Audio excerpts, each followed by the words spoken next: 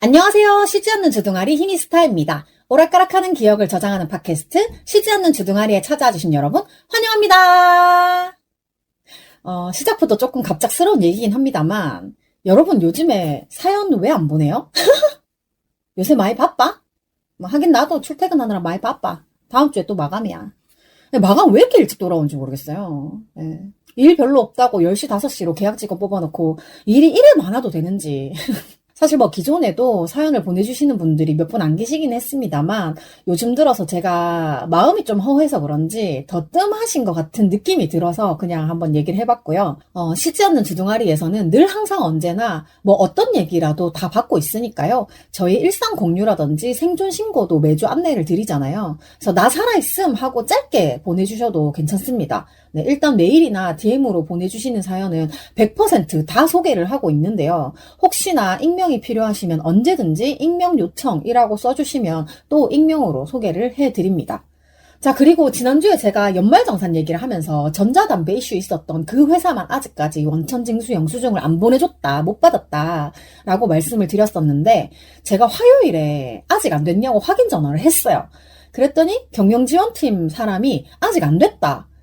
그 외에 다른 대답을 전혀 안 해줬고, 그래서 제가 수요일에 기다렸어요. 근데 또 안 오길래 목요일에 다시 전화를 했을 때 그 겉과 속이 다른 그 남자 이사가 전화를 받길래 다시 얘기를 했어요. 그랬더니 노무사에 요청을 해놨대. 그래가지고 연말정산이 이번 주 제출인데 이번 주라고 해봐야 내일밖에 안 남았다. 빨리 좀 해주셨으면 좋겠다 라고 말을 했더니 다시 알아보겠다 라고 대답은 하는데 결국 녹음을 하고 있는 토요일 현재까지도 나는 아직 어떠한 연락도 못 받았거든요. 정말 이게 이렇게 오래 걸릴 일도 아니고 나하고 이렇게 전화를 여러 번 할 일도 아니란 말이에요. 제가 너무 짜증나가지고 지금 또 이제 연말정산 시즌이기도 하고 세무사 사무실 다니는 친구들도 있고 이러니까 친구들한테 제가 얘기를 했어요. 그랬더니 야, 너 더러운 회사 잘못 걸린 것 같다. 이렇게 대답을 하더라고요, 친구들이. 이게 완전 바로 해줄 수 있는 건데 꼭 세워라, 내워라 이렇게 안 해주는 데가 있대요. 근데 진짜 못된 데가 있대요. 결론적으로 저 똥 밟았습니다. 네, 이번 주까지 제출이라고 말을 했는데 이번 주까지 안 보내줬으면 말 다 했지 뭐. 자, 그리고 비보쇼 티켓팅 이야기를 잠깐 할 건데요. 처음에 왜 제가 티켓팅을 망해가지고 되게 시무룩해 있었는데 홍대 사는 친구랑 빠송님 덕분에 자리가 생겼다! 이런 얘기까지를 제가 해드렸죠. 근데 일단 말씀드렸던 대로 제가 티켓팅은 할 거다라고 말했잖아요.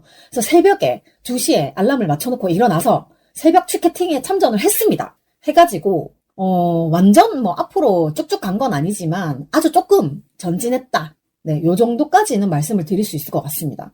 이게 처음에는 아예 사이드랑 뒤쪽이었으니까 뭔가 조금이라도 앞으로 전진을 한 게 다행이다라고 생각을 하고 있고요. 일단 이전에 예매를 했던 거는 친구하고 빠송님한테 얘기를 해가지고 이제 취소를 했고, 그래서 이제 인터파크한테 수수료 2,000원씩 2장이니까 4,000원을 뜯기고 환불을 받았고, 그걸로 이제 조금 앞자리 결제를 다시 했다. 조금 더 구체적으로 말씀을 드리자면 구역이 바뀌어서 티켓 값이 조금 올라갔다. 하지만 이제 더 이상의 티켓은 없다.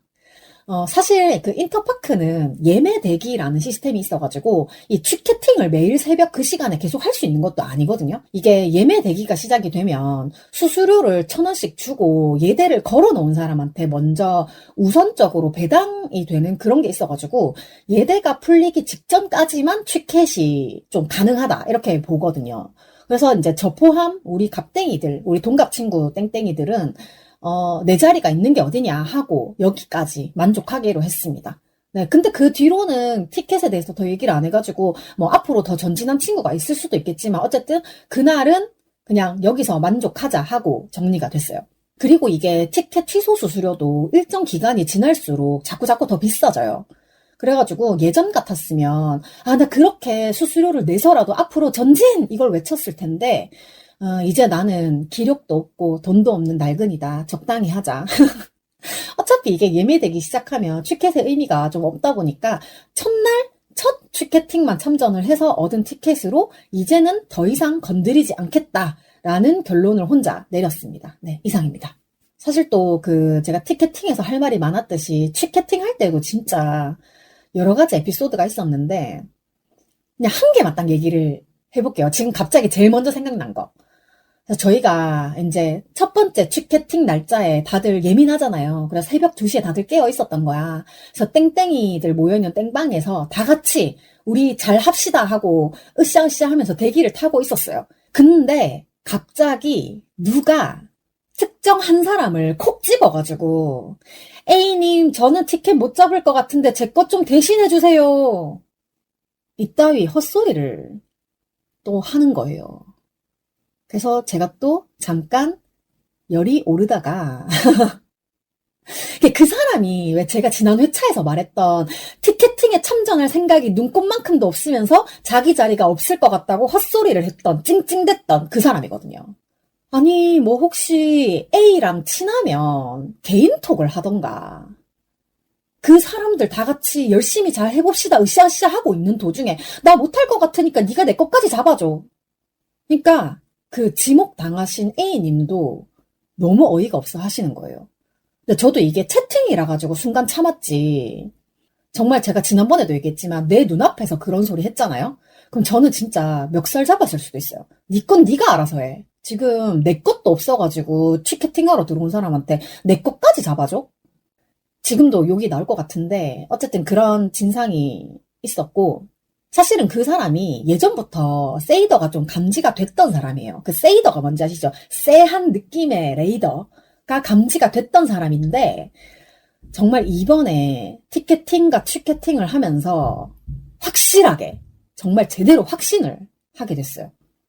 그래서 예전에 제가 처음 이 사람이 좀 이상한가라고 생각을 했던 거는 약간 사람들이 되게 자기 힘든 이야기하고 조금 어려운 얘기를 하는데 정말 대가리 꽃밭처럼 나는 그런 거 없는데 하하하하 약간 이런 느낌으로 얘기를 하는 거예요.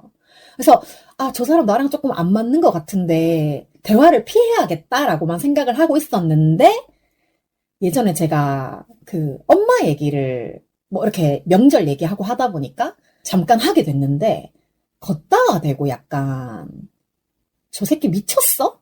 라는 생각이 들 정도의 헛소리를 한번 해가지고 제가 다른 거는 몰라도 엄마 얘기 좀 예민하잖아요? 근데 저뿐만 아니라 솔직히 누가 엄마 얘기를 이상하게 하는 걸 좋아하겠어요. 근데 여튼 좀 알고 싶지 않은데 자꾸 자기가 나 진상이라고 알리는 사람이 한 명 있어요.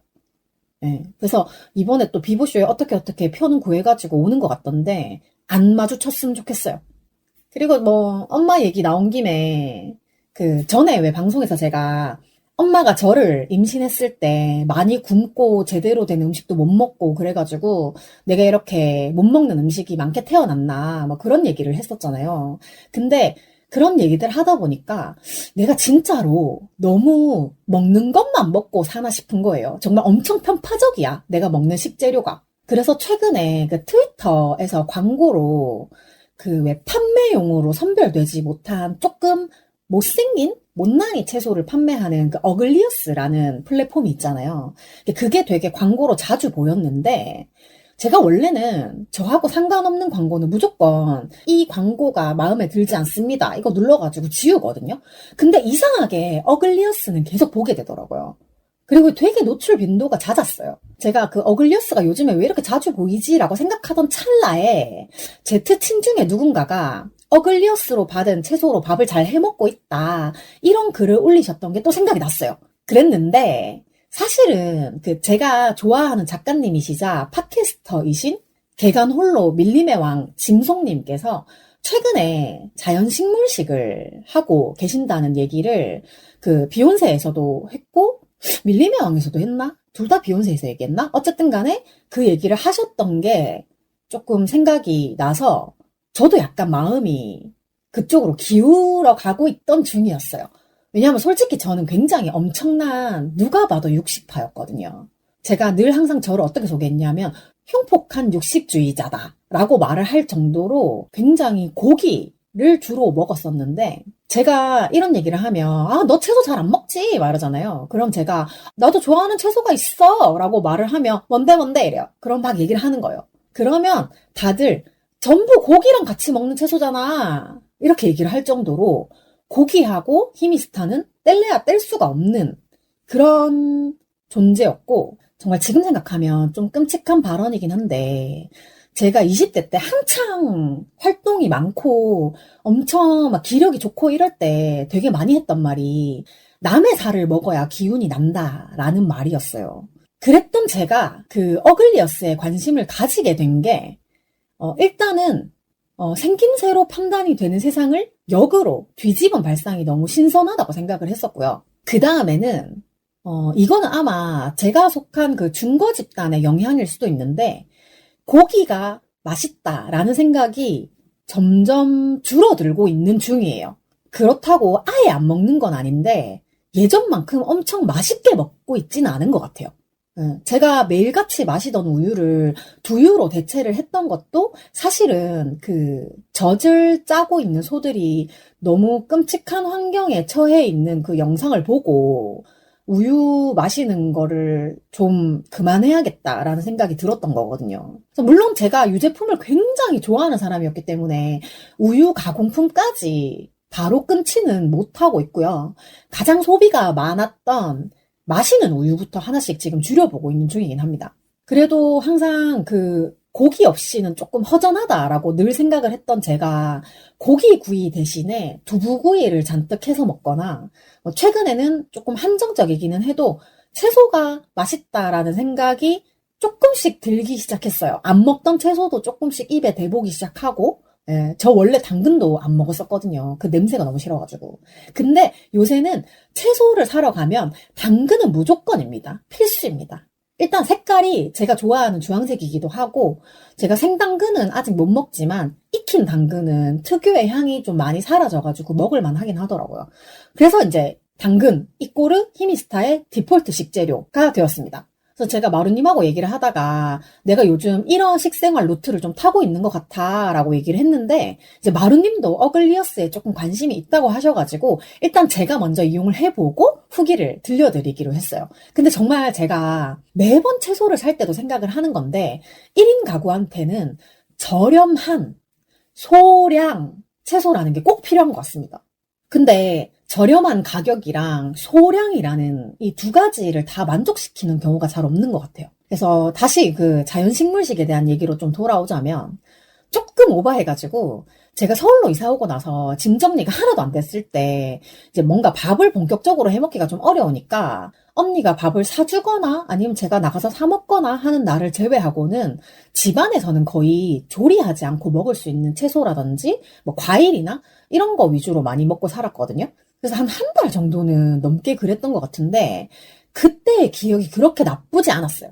그래서 제가 최근에 자연식물식에 대해서 조금 알아보려고 이렇게 막 검색을 하다 보니까 온통 다이어트 얘기밖에 없긴 하더라고요. 그래가지고 거의 그냥 헤드라인만 보고 짜증나 이러고 끄고 그랬었는데, 뭐 아시겠지만 저는 다이어트에는 그다지 관심이 없고 오히려 저의 체중이 좀 더 늘어서 이 세상을 좀 더 채웠으면 하는 그런 자그마한 소망이 있기도 하거든요. 제가 사실은 대구에 있을 때 마지막으로 몸무게를 쟀을 때 60kg 정도가 나가서 와, 나 드디어 육자 달았다 라고 생각을 했는데 얼마 전에 엄마 집 간 김에 목욕탕을 갔더니 55kg가 돼 있더라고요. 그래서 내 소중한 5kg이 어디로 가버렸어? 이러면서 엄청 또 혼자 슬퍼했는데 빨리 다시 열심히 잘 먹어가지고 다시 육자로 올라가고 싶은 또 소망이 있습니다. 그래서 어쨌든 제가 자연식물식을 좀 천천히 해보고 싶다는 얘기를 주변에다가 아주 친한 사람 몇 명한테만 했는데 의외로 다들 긍정적으로 생각을 좀 해주신 것 같았어요. 그래서 이게 꾸준히 지키는 게 가장 어렵다고 생각을 하는데 이거야말로 좀 정말 천리길도 한 걸음부터 좀 시작하는 마음으로 일주일에 한두 번이라도 자연식물식에 좀 슬쩍 발을 담가볼 생각입니다. 사실은 지난 주말에 이렇게 장 보러 갔을 때 원래는 고기를 메인 재료로 사고 곁들이 채소를 좀 사는 형식이었는데 이번에는 그냥 고기를 배제한 식단을 한번 해보자라고 생각을 해가지고 그냥 시장에 이렇게 채소만 파는 데 가가지고 고구마, 감자, 당근, 바나나, 양배추 그리고 딸기는 과일집에 가서 이렇게 사가지고 왔어요. 사실 딸기는 그냥 제가 원래 좋아해가지고 겨울만 되면 제가 딸기 처돌이잖아요. 그래가지고 또 그 딸기 처돌이의 시기가 돌아왔고 어쨌든 저는 이제 자연식물식이라고 했을 때 아예 이렇게 가열하지 않는 방식도 있잖아요. 근데 저는 아직까지 그거는 조금 힘들 것 같아서 고구마, 감자, 당근, 양배추를 딱 먹기 좋은 한입 사이즈로 잘 자르고 이제 잘 익혀가지고 검은 쌀밥이랑 같이 이제 회사 도시락으로 한번 싸가봤는데 이게 은근히 포만감이 있더라고요. 그리고 저는 손질한 재료를 그냥 끓는 물에다가 다른 양념을 더하지 않고 치킨 스톡 하나를 넣고 같이 끓였거든요. 근데 그나마도 제가 스스로 조리해서 밥을 먹을 때는 간을 세게 안 하는 편이라 가지고 잘 익은 건더기만 좀 건져가지고 맛있게 먹었습니다. 사실 제가 생당근 냄새를 안 좋아한다고 했는데 이렇게 그냥 다 같이 넣고 푹 끓이니까 정말 그냥 말 그대로 스프의 형태가 돼가지고 고구마나 감자나 당근이나 다 비슷비슷한 맛이 나더라고요. 물론 그래도 그 중에 저의 최애 구황작물인 고구마는 정말 너무너무 맛있었어요. 제가 이제 그 스프를 끓일 때 고구마 비중을 조금 높게 했거든요. 근데 이게 고구마를 처음에 손질할 때부터 보니까 엄청 잘 산 것 같더라고요. 이게 시장에서 산 건데 호박 고구마였던 것 같아요. 색깔도 엄청 곱고 제가 사실 호박 고구마보다는 물고구마를 조금 좋아하는 편이어가지고 호박 고구마를 제 돈 주고 산 적이 이번이 거의 처음인 것 같은데 정말 색깔도 너무 곱고 맛도 엄청 달고 진짜 맛있었어요. 그래가지고, 사실 그렇게 도시락을 싸간 날 너무 만족을 해가지고, 그 다음날 도시락은 아예 그날 남아있던 고구마를 다 에어프라이어에 돌려가지고, 구운 고구마만 도시락으로 들고 갔어요. 근데 이 사이즈를 설명을 하고 싶은데, 뭐랑 비교를 해야 되나? 그, 마트에 파는 순두부 있잖아요. 길쭉한 거. 그거 한 반만한 사이즈? 제 주먹을 약간 이렇게 모아쥐면은 생기는 정도? 이렇게 하면 주먹 사이즈가 다 달라서 비교를 하기가 조금 어려울까요? 제 주변에 지금 있는 물건 중에서는 테라브레스 150ml짜리 통이 있거든요? 이거랑 비슷하지 않을까? 어쨌든 이렇게 손으로 잡으면 되게 그냥 쏙 이렇게 잡히는 정도. 크지 않은 고구마를 4개 에어프라이어에 돌려서 가져갔는데 이게 아무래도 점심밥으로는 좀 적지 않나. 좀 고민은 했어요. 근데 따뜻한 음료 한 잔 타가지고 같이 먹으니까 점심밥이 되더라고요. 사실 그날 고구마만 챙겨갔던 날은 도시락 반찬 만들기가 좀 귀찮아가지고 그러면 이번엔 정말 고구마만 가져가 볼까라고 생각을 하고 챙겨갔던 건데 의외로 좀 괜찮은 점심인 것 같았어가지고 앞으로도 가끔 그렇게 해보려고 합니다. 짐송님께서 자연식물식을 하니까 식사 준비 시간도 좀 줄어들고 건강에도 좋은 것 같다 이런 얘기를 또 해주셔가지고 만성염증인인 저로서는 참 진짜로 일부러라도 좀 해봐야 될 것 같습니다. 네, 그래서 제가 어글리어스가 어떻게 되어 있는지 그냥 한번 둘러보려고 살 마음은 없었어. 그냥 둘러보려고 어플을 깔았거든요. 근데 또 제가 그 어플 이런 거 잘 사용을 할 줄 몰라요. 그래가지고 그냥 들어가자마자 집밥 유형 테스트 뭐 이런 게 있더라고요. 그래가지고 뭔지 모르고 그냥 재밌어 보여가지고 했어요. 제가 테스트 결과를 캡처를 했는데 한번 결과를 읽어줄까요? 희민님의 집밥 유형. 레시피는 거들 뿐 집밥계의 자연인. 지지고 볶으면 다 맛있다. 집밥의 절대 법칙에 통달했어요. 희민님이 속하신 집밥계의 자연인은 전체 검사자 중 10%를 차지하고 있어요.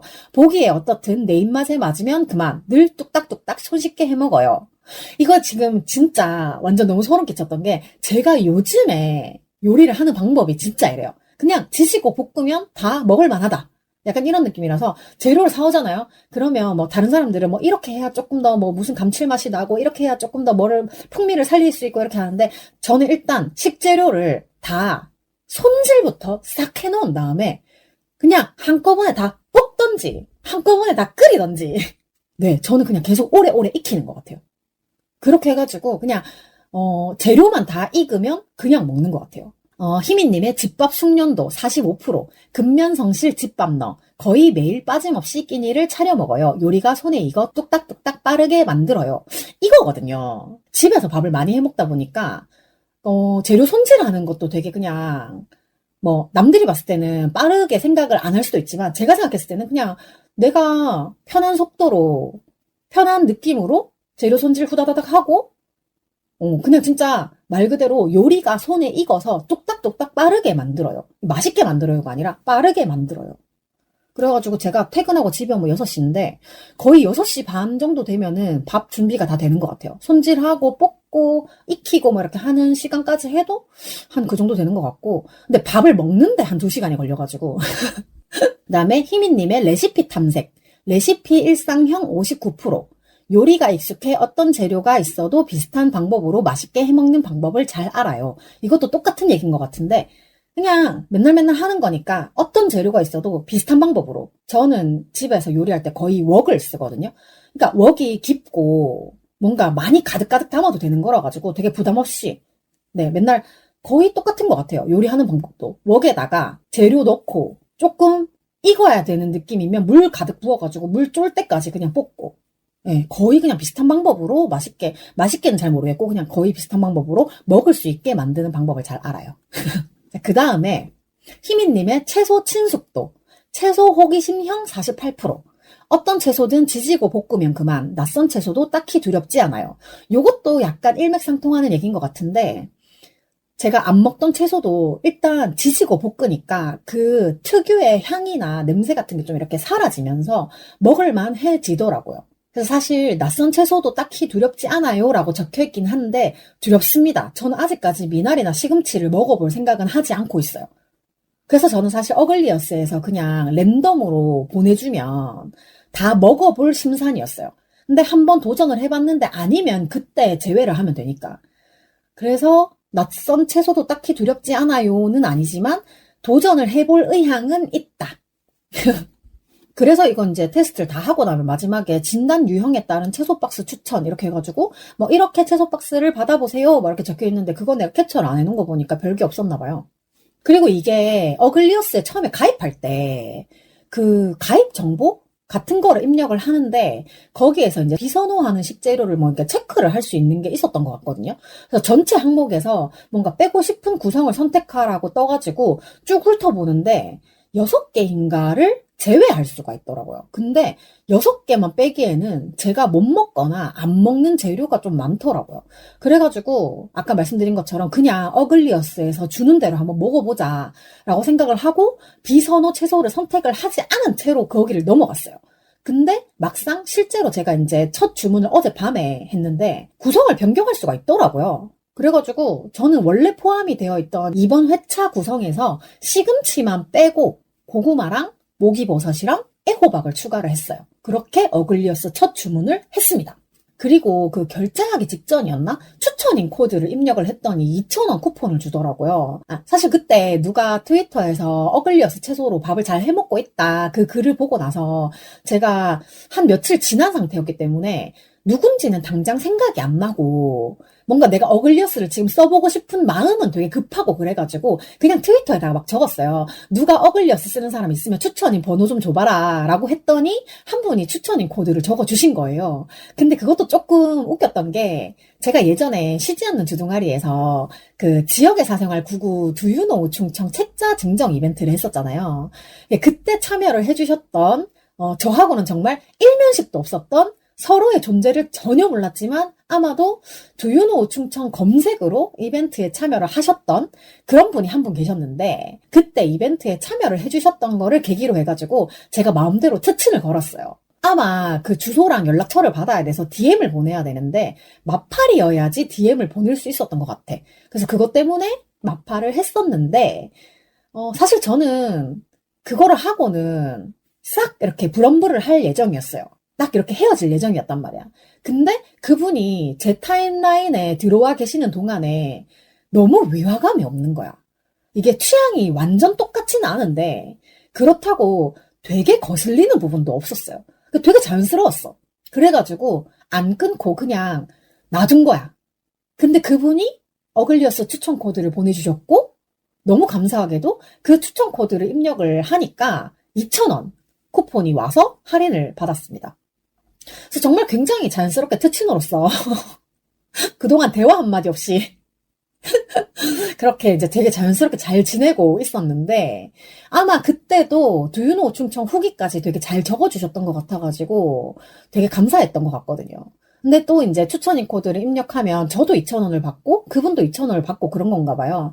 그래서 제가 잘 받으셨냐 하고 확인차 여쭤봤더니 받았다 라고 하셔가지고 그거 핑계로 또 이렇게 몇 마디를 좀 또 주고받고 했습니다. 어쨌든 그렇게 할인된 거 2,000원을 제외하더라도 뭐 느타리버섯, 표고버섯, 목이버섯, 고구마, 당근, 양파, 알배추, 애호박 이 많은 구성을 2만 원에 받는다는 것 자체가 너무 알차다고 생각을 하거든요. 그래서 제가 지난주에 시장에 가서 채소장을 직접 봤다 했잖아요. 물론 마트보다 훨씬 시장이 저렴하죠. 근데도 불구하고 뭐 몇 가지 사지도 않았는데 2만 원 금방 쓰더라고요. 근데 이 정도 다양한 구성에 또 소량이라 가지고 양에 대한 부담도 없고 되게 괜찮다고 생각을 해요. 그래서 일단 제가 1월 29일 월요일에 제가 선택한 구성으로 첫 배송이 오게끔 해놨어요. 그래서 그 채소들로 매일매일 점심 도시락을 한번 일주일 쌓아보고 또 괜찮은지 얘기를 해보면 좋을 것 같습니다.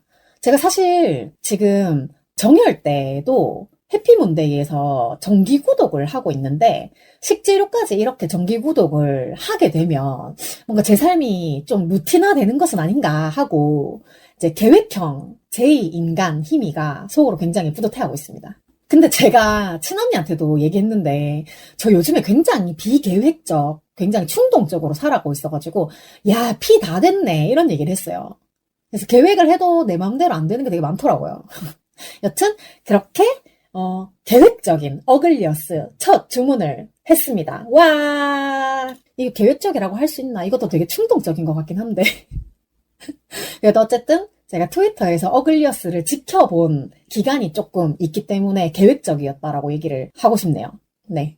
그리고 제가 왜 그 대구에서 서울 오기 직전에 추억의 장소를 한번 쭉 훑었다 이런 얘기를 한 적이 있었는데 그 중에 제 친구가 마라탕 집을 해서 자주 갔었다 이런 얘기를 했었잖아요. 근데 그 친구한테서 되게 오랜만에 연락이 왔어요. 혹시 부탁 하나만 해도 되겠냐. 그래가지고 할 수 있으면 내가 들어주겠다 이렇게 했는데 그 친구가 사실 저하고 되게 닮은 부분도 많고 되게 똑똑한 친구인데 환경이 안 받쳐줘서 사는 게 되게 고달픈?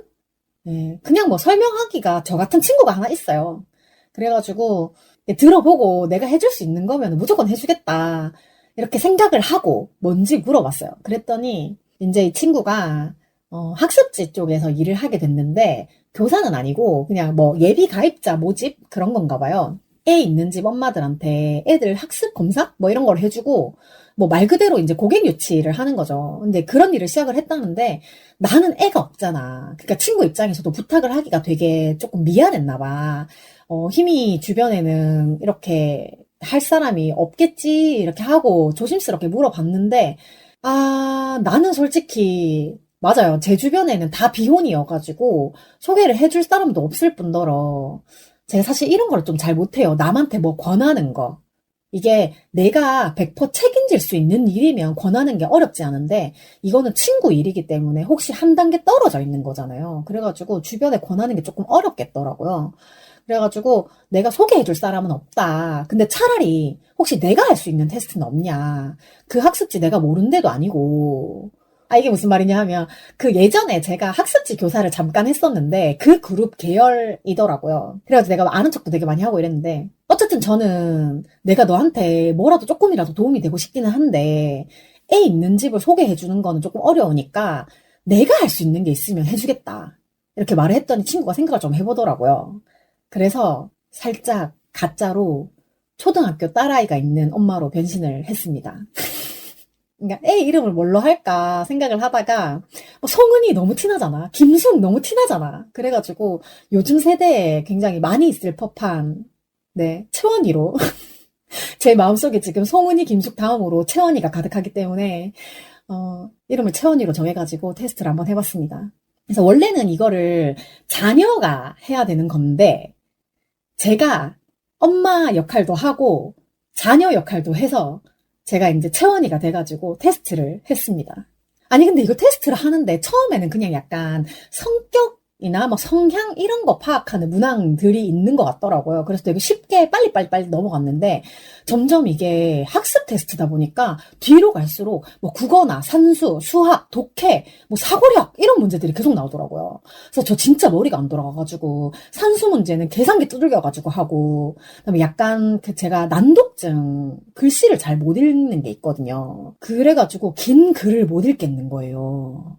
근데 이게 난독증인지 집중력 부족인지는 잘 모르겠지만 어쨌든 간에 하는 대로 열심히 하긴 했어요. 정말 최선을 다해서 풀었고, 그래서 이게 원래는 진짜 테스트를 받는 사람들이면 결과지를 같이 보면서 뭐 이렇다 저렇다 말을 해줄 거 아니에요. 근데 저는 지금 뭐 친구랑 멀리 떨어져 있기도 하고, 그래가지고 이제 친구가 사진으로 찍어가지고 보여주면서 저를 이제 채원이라고 생각을 하고 해석을 해줬어요. 그래서 그 결과지에 뭐라고 써있는지, 친구가 저한테 뭐라고 했는지 카톡을 한번 열어서 읽어볼게요. 그래서 제가 지금 되게 조금 웃긴 게 학습형 인간이 나왔거든요. 근데 학습 지능이 높은데 인성이 낮음이 나왔어.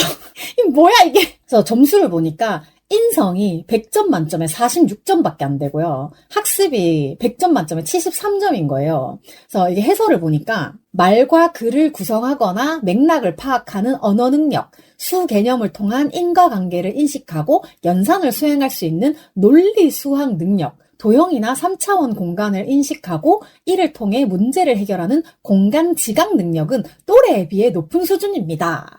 근데 이거는 제가 아까도 말씀드렸지만 산수 문제는 전부 계산기로 했고요. 이 뭐 도형이나 3차원 공간 이런 거 있잖아요. 뭐 종이를 접어서 이 부분을 자르면 뭐 어떤 모양이 나올까요? 이거 저 전부 진짜 종이 잘라가지고 했거든요.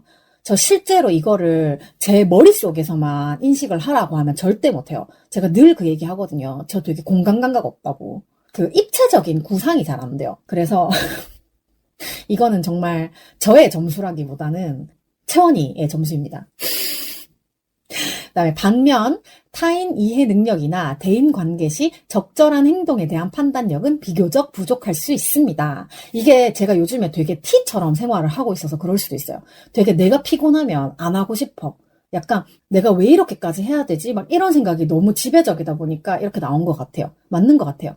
부모는 학습 부문에서 보이는 학생의 강점은 계속 지속될 수 있도록 격려하되 인성 영역에서 발달이 더딘 부분을 파악하고 해당 영역을 개발할 수 있는 환경과 경험에 노출시키는 것이 좋습니다. 이거를 보여주고는 친구가 학습형으로 나온 어린이는 공부 더럽게 하기 싫은데 엄빠가 막 시켜서 억지로 하는 애, 머리는 좋은데 의지 없는 어린이 라고 설명을 덧붙여 주었어요. 이거 어린 시절의 히미스타입니다. 저는 공부 진짜 더럽게 하기 싫어했어요. 제가 저번에 자격증 얘기하면서도 그 얘기 했던 것 같은데, 저 이거 그거 얘기할 때 했구나. 중고등학교 그 생기부 얘기할 때. 근데 어찌 보면 엄마가 저한테 제가 30대 들어오고 나서도 그 얘기를 했거든요. 내가 진짜 니한테 제일 많이 기대했는데 니가 이래가지고 너무 엄마는 실망했다. 이런 얘기를 했는데, 아니 실망하시기 전에 나한테 기대를 하는 만큼 뭔가 투자가 있었어야 됐잖아요. 인풋은 없는데 아웃풋만 나오기를 바라는 환경에서 제가 뭘 더 할 수 있었을까요? 인풋이 없는데 아웃풋이 없는 건 당연한 겁니다. 어쨌든 학습형은 옛날에 테스트 이런 거 비슷한 거 했을 때도 그랬던 것 같아요. 맨날 저 이런 테스트 하면 똑같이 나오거든요. 머리는 좋은데 게으르다. 뭐 이런 얘기라든지 본인이 하기 싫어한다. 이런 얘기 되게 많이 했는데 진짜 공부하는 거 더럽게 싫어했습니다. 자, 인성 측정 결과로 미루어 보아 사고 유연성이 또래 평균일 것으로 예상이 됩니다. 이에 따라 새로운 분야에 대한 관심과 지적 호기심이 보통일 가능성이 있습니다. 그렇지만 지능 측정 결과로 미루어 보아 사고 확장성이 또래 평균보다 높을 것으로 예상되어 경험과 정보, 부분과 전체에 대한 융합력이 높을 가능성이 있습니다. 뭐 무슨 말인지는 잘 모르겠지만 어쨌든 경험과 정보 뭐 이런 것들이 좀 더 풍부했다면 내가 좀 더 발전할 수 있는 기회가 있지 않았었을까 하는 뭐 그런 아마 초등학생 기준으로 봤을 때는 좀 더 풍부한 경험을 많이 시켜주면 좋을 것 같다 이런 얘기인 것 같아요. 저도 그런 풍부한 경험을 좀 했으면은 사고가 좀 더 넓어졌을까요? 넓어졌을 것 같아. 제가 생각했을 때 이 나이치고 굉장히 경험이 좀 부족한 느낌은 좀 들어요. 뭘 되게 새로운 걸 하는 걸 싫어해가지고 창의성 지수가 57점이 나왔는데 55점 이상인 경우에는 또래보다 높음을 의미합니다. 이래요. 근데 제가 창의성이 내가 생각했을 때 저 진짜 창의성 없거든요. 그 다음 거는 이해력 80점, 표현력 69점, 수리력 72점, 응용력 53점, 사고력 75점, 판단력 67점. 그래서 이거 해설을 보면 본 검사의 점수는 평균 50점에 표준 편차 10점인 일반적으로 40, 60점 사이의 학생은 전체의 약 68%가 해당됩니다. 본 검사에서 45 미만이면 또래보다 낮음, 55 이상인 경우에는 또래보다 높음을 의미합니다. 제가 지금 55점보다 떨어지는 거는 응용력 53점 요거 하는데 저 진짜 응용력 없어요. 그냥 주어진 대로 똑같은 패턴만 계속 반복하는 거 좋아하는데 그래도 나머지 이해력, 표현력, 수리력, 사고력, 판단력이 55점 이상, 그러니까 평균 이상이긴 한 것 같아요. 근데 여러분 다들 잊으시면 안 됩니다. 이거 초등학생용 테스트예요. 이게 성인용 테스트가 아니라 초등학생용 테스트고 제가 지금 초등학생이라고 가정을 했을 때 다 점수가 높은 거지 성인이라고 생각했을 때는 이게 높은 게 아닐 수 있어요. 자, 그래서 학습 지능이 언어가 S등급 제일 좋은 것 같아요. 어휘력, 문장 분석, 맥락 파악, 논리적 표현, 배경 지식, 비판적 사고, 유창성 탁월, 그다음에 논리 수학, 수인식, 연산, 수량, 분류 및 범주, 유추 및 추정, 우수, 그다음에 공간 지각, 평면 입체 인식, 부분 및 전체 인식, 심상 회전, 사고 조작, 공간 방향 감각 탁월. 네, 공간 지각은 아까도 말씀드렸지만 종이를 진짜 잘라가지고 어떤 모양이 나오는지 다 해봤습니다. 자, 그 다음에 흥미 관심도 검사 분석표가 있는데 이거는 친구가 밑에 부분이 조금 잘리게 사진을 찍어줬네요. 그래서 보면 언어 69, 수학 56, 사회 52, 과학 50, 외국어 71, 미술 57, 음악 78, 체육 29. 제일 높은 게 음악 78이고 제일 낮은 게 체육 29. 이거는 초등학생 힘이의 점수랑 비슷한 것 같아요. 흥미 관심도 검사의 환산 점수는 자녀의 정량적 영역별 지능 점수와 정성적인 흥미 관심 영역 평가 점수의 합산으로 이루어집니다. 그래서 보니까 과학이랑 체육이 평균보다 낮고 그 외에는 다 평균보다 높은데 흥미도가 높은데 음악이 제일 높고 그 다음에 외국어고 그 다음에 언어. 지금 현재 저를 표현하고 있는 단어들인 것 같아요. 노래하는 거 좋아하고 외국어는 잘하지는 못하는데 일본어 하는 거 좋아하고 언어도 약간 제가 말하는 걸 좋아하잖아요. 그래서 글보다는 좀 말 쪽이긴 하지만 어쨌든 언어로 하는 걸 되게 좋아해서 조금 제가 좋아하는 것들이 나왔네요. 자, 채원이 학생이 보이는 흥미 관심 영역은 음악, 외국어, 언어입니다. 그렇습니다. 아까 전에 제가 왜 학습형으로 나왔다 했잖아요. 그래서 친구가 보통 엄마 아빠가 공부 빡세게 안 해봤는데 애들을 잡아서 공부시키는 집이다. 좀 어려운 케이스다. 이렇게 얘기를 하는데 맞습니다. 저희 엄마 아빠 그렇게 공부 빡세게 하지 않았고 근데 그냥 애들이 다 머리가 좋으니까 그냥 알아서 잘 하겠거니 하고 이제 공부에 기대를 한 그런 집 아닐까? 막 빡세게 시키진 않았어요. 그냥 왜냐하면 저희들이 빡세게 안 해도 그냥 슬렁슬렁 해도 기본 점수는 받아오고 하니까 저희가 딸내미 셋 다 그냥 맨날 노는 것 같은데 어쨌든 그래도 기본 점수는 나와서 엄마 아빠는 공부를 해본 적이 없지만 자식들은 공부를 잘했으면 좋겠다라고 생각하는 그런 유형의 집안이었던 것 같아요.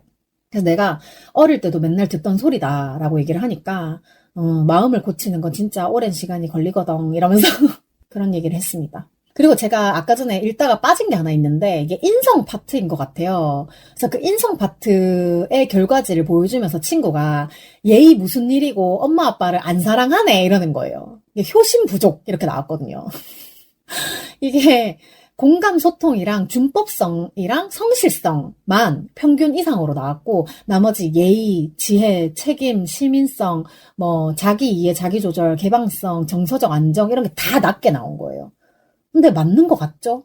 제가 진짜 공감하고 소통하는 거 굉장히 열심히 하려고 노력하고 그리고 약간 법이나 규칙으로 정해져 있는 것들은 최대한 지키려고 노력을 하는 편이고 그래서 분석 해설을 보니까 사회성이 B등급, 타인 이해, 타인 존중, 배려심, 대인관계, 공익적 의사결정, 보통 그다음에 도덕성도 B, 윤리적 기준, 올바른 판단, 긍정적 태도, 공익적 실천, 사회적 기대 부합, 보통 그다음에 정서성, 자기 이해, 자존감, 마음 안정, 감정 조절, 회복 탄력, 만족 지연, 보통. 그냥 인성은 다 보통인 것 같아요. 제가 봤을 때 그래프도 다 중간쯤에 있는 것 같아요. 그래서 친구가 책임성, 성실성은 정해진 업무를 오래도록 꾸준히 제때하는 것, 개방성은 호기심 이랬는데 네, 제가 성실성은 있으나 책임성은 없는 이런 이상한 것이 나왔습니다. 그래서 얘이 무슨 일이고 엄마 아빠를 사랑 안 하네 라고 하길래 그나마 38점 나온 것도 엄마에 대한 사랑이지 아빠에 대한 건 전혀 없다고 그런 얘기했고. 그리고 그 지혜에 대한 점수가 45점인데 저한테 이제 어릴 때 책을 많이 안 읽었구만. 이건 좋아질 수 있다라고 하길래 지금도 책은 안 읽는다라고. 제가 그 얘기 한 적 있나요? 좋아하는 작가님은 책을 사는 건 좋아해요. 근데 그 작가님이 어떤 뉘앙스의 글을 썼을 거라는 그 느낌만으로 너무 충만해서 책을 안 읽는 경우가 많습니다. 네, 이렇게 제가 초등학생 채원이의 빙의를 해서 테스트지를 했던 거를 이제 한번 읽어봤는데요. 제가 이 친구한테도 그렇게 얘기를 했어요. 친구야, 내가 이거 해주면 너한테 도움이 되는 게 맞아? 그때 이제 다단계 편 들으신 분들 아시겠지만 제가 다단계를 권했던 친구한테도 친구야, 내가 이거를 해주면 너한테 도움이 되는 게 맞아? 정말 이것만 해주면 돼? 라고 물었다고 했잖아요. 이 친구한테도 똑같이 물어봤습니다. 친구야, 내가 이것만 해주면 너한테 도움이 되니? 근데 이 친구가 나한테는 도움이 안 되지 라고 하길래 내가 순간 마음이 덜컥했어요. 그랬더니 내 애기한테 도움이 되지 라고 하더라고요. 이게 좀 이렇게 유치를 많이 하면 그거에 대해서 이제 애기가 사용할 수 있는 뭐 이런 물품 같은 것들이 나온다고 하더라고요. 우리 친구 열심히 살고 있어요. 화이팅! 자, 오늘 방송은 여기까지입니다. 굉장히 빠르게 달려왔는데 사실 제가 오늘 오전에 마트에 다녀왔는데 그 셀프 계산을 열심히 하고 물건을 정리를 해서 나오는 과정 중에 제가 산 물품 중에 하나를 계산대에다 그냥 놓고 나온 거예요. 뭐가 되게 물품 가짓수가 많다 보니까 챙긴다고 챙겼는데 그거를 또 놓쳤어. 근데 그걸 집에 와가지고 물건을 꺼내다가 깨달았는데 다시 마트로 돌아갈 생각을 하니까 좀 짜증이 나는 거예요. 진짜 챙긴다고 다 챙겼는데 이렇게 또 제일 중요한 걸 빠뜨리다니. 지난번에도 사실 제가 장 보러 갔다가 딸기잼을 카트에다 그냥 놓고 나올 뻔 해가지고 그날도 딸기잼이 정말 제일 중요한 아이템이었거든요. 근데 그걸 놔두고 나올 뻔 했어가지고 마지막에 정말 진짜 직전에 확인을 해서 가져나왔던 일도 있었고 근데 제가 진짜 원래 이러지 않거든요. 방송으로만 저를 마주하신 분들은 쟤 처음부터 저러지 않았어? 라고 생각을 하실 수 있지만 제가 정말로 진짜 꼼꼼한 편이었어가지고 영수증 보면서 하나하나 이렇게 딱 챙기는 편이었는데 진짜 요새는 뭔가 저의 뇌에서 잘 챙기는 세포가 좀 사라진 듯한 약간 대충대충 세포가 좀 너무 늘어난 듯한 대충이니까 벌레인가? 어쨌든 좀 그런 거야. 그래가지고 이제 계산을 한 물건을 놓고 왔다는 그 자체보다는 뭔가 제 스스로가 이렇게 허술한 사람이 되었다는 게 너무 스트레스 요소가 된 것 같아요. 그래도 뭐 어쩌겠어. 그게 뭐 1,000원짜리 젤리였으면 에라 모르겠다 하고 지나갔을 텐데 20,000원짜리 기모바지였던 거야. 그래서 제가 주머니 깊은 기모바지를 하나 사려고 했는데 이게 딱 마음에 드는 게 없는 거예요. 그래가지고 또 미루리라 열심히 또 미루다가 이제는 더 이상 물러날 곳이 없다 이렇게 생각을 해가지고 마트 간 김에 원래는 식품 코너 말고는 잘 안 가거든요. 근데 일부러 옷을 파는 매장 쪽에 가서 할인하는 바지를 하나 집어온 거였는데 그래서 오늘도 쇼핑의 포인트는 식재료가 아니라 그 기모바지였거든요. 그래가지고 더 화가 나는 거야. 내 스스로한테. 포인트를 잊어버리고 오다니. 지난번에 그 딸기잼을 놓고 왔던 것처럼. 근데 이 시점에서 제가 좀 고백을 하자면 제가 겨울 바지가 하나밖에 없거든요. 그래가지고 하나밖에 없는 바지로 지금 한 2달째? 일주일마다 빨아서 말려서 입고 그거를 계속 반복을 하고 있었는데 드디어 겨울 바지가 하나 더 생겨가지고 너무 장하다 내 자신이라고 생각을 한 지 1시간 만에 이 멍청아 라고 자조를 하는 일이 생겨버려서 참 네 이거를 웃어야 되나 울어야 되나 제가 요즘에 이렇게 살고 있습니다. 네. 안 그래도 오늘 그 해피몬데이 정기 배송일이라 가지고 택배 온 거를 딱 뜯었는데 그 해피몬데이는 택배 보내주실 때마다 문스 팁이라고 해가지고 작은 메모라고 해야 되나? 월경 팁 같은 게 쓰여 있는 종이가 같이 오는데 이번에는 불면에 관한 이야기더라고요. 그래가지고 대충 조금만 이렇게 훑어보자면 PMS가 있는 여성이 불면증을 더 많이 겪는다고 보고가 되고 있대요. 그래서 이게 수면장애가 너무 심해가지고 일상생활을 유지하기가 힘들거나 뭐 만성화되고 있다면 주저하지 말고 정신건강의학과를 방문해보세요. 전문의와 상담 후에 원인에 따라서 어쩌고저쩌고 이런 게 막 적혀 있었는데 이거를 보고 나서 마루님한테 그 불면에 대한 얘기를 했더니 마루님이 또 이제 병원 가란 얘기 제일 잘하시는 우리 마루님 또 이제 발동하셨습니다.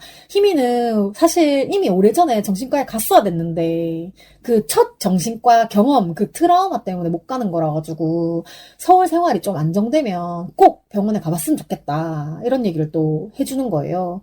그래가지고 항시 제가 병원 가는 거에 대해서 그 뭔가 부담감 아니면 거부감 이런 게 있긴 하지만 뭔가 희한하게 마루님이 한번 가봐라고 얘기를 하면 몇 번 고민의 시기는 있지만 결국 그래도 어쨌든 한의원도 그랬고 뭔가 좀 가볼 생각이 평소보다는 조금 더 드는 것 같아요. 그래가지고 좀 너무 고맙다고 항상 생각을 하고 있고 어쨌든 이거를 보고 나니까 더 막 확신이 드는 게 저는 지금 만성불면증인 것 같습니다.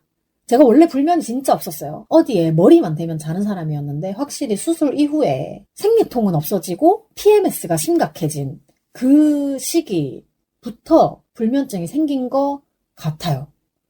근데 어쨌든 저 혼자 이렇게 판단을 내리기보다는 전문의와 제대로 상담을 좀 해보고 그에 맞는 치료를 해야겠죠. 하하하하. 항상 말은 병원에 가야지라고 말을 하지만 병원까지 가는 길이 저한테는 너무 천리말리 구말리입니다. 자, 어쨌든 오늘의 결론.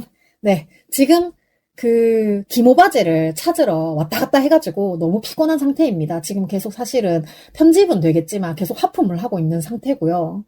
근데 또 오늘의 계획 안에 노래방을 가야 된다가 있었기 때문에 그 노래방은 가고 싶어요. 그래가지고 제가 몸이 더 이렇게 녹기 전에, 더 퍼지기 전에 녹음을 빨리 끝내고 노래방을 갔다 와서 퍼지도록 하겠다. 네, 그러므로 오늘의 방송은 여기에서 마무리하도록 허락해 주시옵소서. 뭐 언제는 뭐 허락받고 짧았나 싶기는 한데, 네. 혹시나 제 방송이 오늘 좀 짧다고 느껴지거나 뭐 좀 아쉽다고 생각하시는 분들은 맨 앞에서부터 0회차부터 1년 전 거부터 다시 들으시면 감상이 또 다르실 거예요. 왜냐하면 이번 회차가 70회차라서 0회차까지 합치면 정말 딱 70회차가 되거든요. 지금까지 제 방송을 들으시면서 뭔가 쌓인 정보가 좀 있을 거 아니에요. 그러면 맨 처음 0회부터 다시 들었을 때 아 하고 조금은 더 이해가 되는 부분이 있을 거라고 생각을 합니다. 저도 최근에 팟캐스트 비욘세 처음부터 다시 듣고 있는데 시간이 많이 지나가지고 까먹었던 이야기들도 다시 들으니까 좀 새롭기도 하고 좋더라고요. 근데 뭐 저는 네, 과거에 제 방송 부끄럽지 않습니다. 사실 다시 들으면 이게 뭔 소리야 하는 부분도 있겠죠. 그래도 어쨌든 그것도 다 히미스타의 한 부분, 한 조각이 아니겠습니까? 그러니까 여러분들 쉬한주, 정주행, 재주행, 역주행 많이 해주시고 그때그때 생각나는 이야기들 있으시면 부담 없이 뭐 이메일이라든지 인스타 DM이라든지 많이 보내주세요. 팟빵이나 오디오 클립에 좋아요, 하트, 댓글도 많이 달아주시면 좋겠습니다. 특히 댓글은 제가 확인할 때마다 좀 몰아서 소개를 하긴 하지만 반드시 소개를 해드리니까요. 많이 써주시면 감사하겠습니다. 네, 여러분들이 보내주시는 뭐 짧은 글이 됐든 긴 글이 됐든 모두 제 방송을 유지하게 하는 원동력이 됩니다. 늘 감사합니다. 네, 쉬지 않는 주둥아리 출연 신청 및 섭외, 광고 문의, 협업 제안, 방송 후기, 질문 등 하고 싶은 말은 heemistar@gmail.com 히미스타 gmail로 해주시면 되고요. 일상 공유나 생존 신고도 많이 해주세요. 팟캐스트 쉬지 않는 주둥아리는 팟빵과 오디오 클립에서 들으실 수 있습니다. 오늘도 제 기억의 한 조각을 함께 해주신 여러분 너무 감사합니다. 지금까지 쉬지 않는 주둥아리의 히미스타였고요. 다음 주 화요일에 다시 만나요. 안녕!